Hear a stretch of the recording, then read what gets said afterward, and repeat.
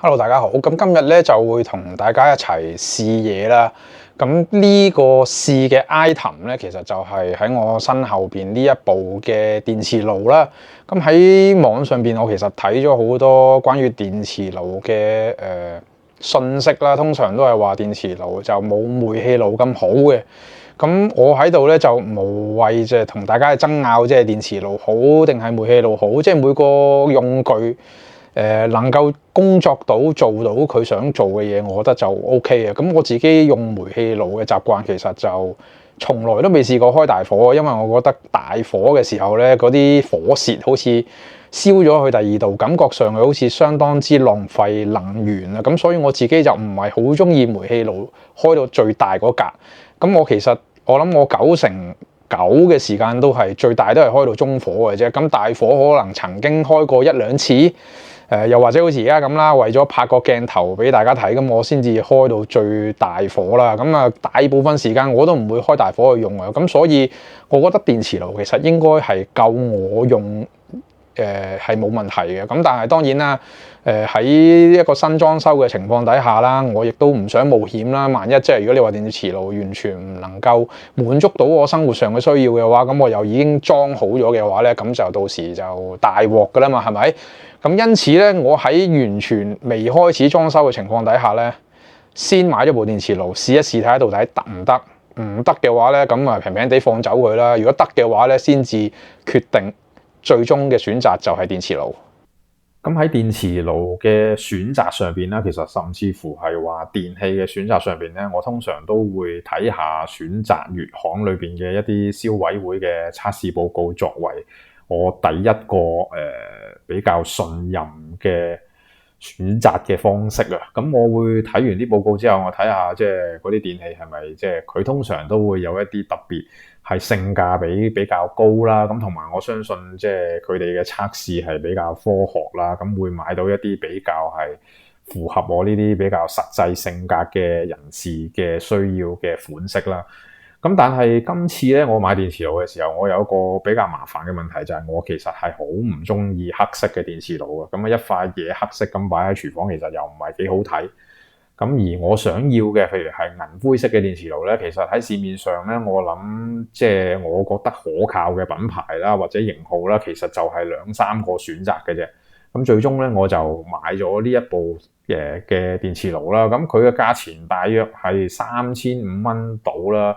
咁又唔係話係啲最平嘅，亦都唔算係啲最貴嘅啦。其實喺電磁爐嘅規格上面嚟講啦，如果大家想喺一個唔大動光哥嘅情況底下啦，意思就係話，即係你唔會話特別去換一啲電線啊，又或者去新增一啲電源 fuse 去配合嘅話咧，我通常大家都係只能夠買一啲嗰個火數比較細少少，可能即係2000火咁上下嘅型號，先至大家可以喺唔改線路嘅情況底下去使用電磁爐嘅啫。咁但係好似我咁啦，咁我買呢個電磁爐嘅火數係唔知好似係2600啦，我唔記得咗啦。2600嘅話咧，其實一般我哋廚房裏邊嗰啲蘇頭咧，其實就唔係咁夠嘅。即係如果你話同一時間，你譬如開個電磁爐，你又開個焗爐嘅話咧，咁隨時會跳 fuse 啦。所以我喺今次買咗呢個電磁爐嘅時候啦，咁我亦都會重新再放一組電線去俾呢個電磁爐嘅。咁所以當大家去用呢啲電器嘅設備嘅時候啦，咁可能又牽涉到要連埋呢個電力嘅供應咧，都一次過升級。咁呢個費用當然又會再大啲啦。除咗你話買爐具嘅錢啦，甚至乎可能係升級電源供應嗰個費用啦。另一個不能夠忽視嘅，其實就係嗰啲廚具啊。咁嗰啲廚具呢，好多我以前係明火嘅廚具啦，其實喺一個平面嘅電磁爐上邊呢，就已經係唔啱用噶啦。咁但係就算我有一啲爐具係本來係可能 for 電磁爐可以使用嘅，咁但係偏偏佢擺上呢一隻電磁爐嘅時候冇反應，咁你亦都冇辦法啦，只能夠當垃圾就重新買過啲新嘅。咁起碼當你買個新嘅一啲爐具翻嚟，如果佢擺上去冇反應嘅，可能你可以去換其他款啊，甚至乎可以退錢。咁但係變咗一啲舊嘅爐具，如果佢唔能夠發揮作用嘅話，咁就冇辦法啦。咁所以呢一筆要升級爐具嘅錢，你亦都唔能夠當冇一件事嘅。咁隨時你買個幾隻鑊咧，千幾2000蚊都走唔甩㗎啦。至於呢個電磁爐嘅使用體驗啦，其實我覺得同明火嘅煮食爐咧差別就不大嘅。咁當然啦，有一啲真係廚師啊，或者對烹飪有一啲要求嘅朋友，可能覺得你即係啦，你都求其煮，你是但煮熟啲嘢咁，梗係得。你用2個鐘頭煮熟個公仔麵，梗係得㗎。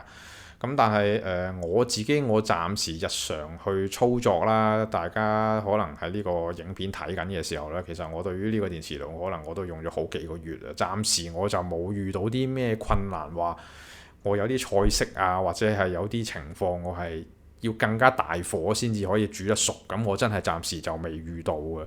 咁只能夠講就係呢一個電磁爐都相當貼合我之前嘅生活模式，咁就冇需要話再買一啲再大啲嘅火數，甚至乎我而家呢個電磁爐，其實電磁爐嘅工作模式就係話你開單邊嘅時候，佢可能可以俾盡啦。但假設佢有2000火嘅話，佢可以俾盡2000火你嘅。咁但係當你兩邊一齊開嘅時候呢，其實佢可能就係每邊1000火左右嘅啫，就會平分咗嗰個火數。咁就算我而家兩邊同步一齊煮嘢都好啦，我暫時都唔覺得佢有啲乜嘢情況係應付唔到喎。咁所以我自己就100%覺得可以由煤氣、由燃氣嘅系統咧就改造用電嘅系統。咁我因為要用呢個用電嘅系統嘅原因咧，就係我到時咧我就會喺佢嗰個煤氣錶嗰個位置嗰度咧，我就要放置一個大型嘅蒸焗爐。咁因此咧，我就好需要更加多嘅空間，我先至就轉用煤氣爐。轉咗做呢個電磁爐啦，用煤氣爐轉做電磁爐。咁但係就算我要唔要空間都好啦，煤氣對於我嚟講都真係唔係必需品啊。咁當然啦，視乎大家嘅生活習慣先去作一個適合嘅決定。其實我就算用呢一個單頭嘅電磁爐啦，呢個電磁爐好舊㗎啦，都用咗一段好長嘅時間嘅。咁我用佢去煮食呢，我覺得都 OK。咁所以當我買呢個雙頭嘅煮食爐嘅時候，我覺得亦都唔會出現啲咩大嘅問題。當然啦，想總結一句啦，唔係話俾你聽，即係電磁爐可以同煤氣爐混尾可以比較，亦都唔係想同你講電磁爐或者係煤氣爐比較好啊。我覺得煤氣爐亦都係一件好用嘅工具。咁只不過喺個選擇上邊嚟講啦，如果你係可以揀的話，你有好充足嘅空間的話，咁當然啦，你有煤氣爐又可以，有電氣爐又可以。咁只不過喺我嘅情況就係我需要用盡晒成個廚房嘅每一分每一寸啊，咁變咗煤氣爐、煤氣喉、煤氣錶都放晒喺我個廚房入邊嘅時候，我就覺得個空間真係有啲唔夠使，咁我先至轉咗做電磁爐。咁希望呢個影片就令到大家可以有一個清晰啲嘅選擇嘅方向啦。咁呢一條影片就到呢度啦，好快我就會再更新下一個影片㗎啦。咁遲啲再見，拜拜。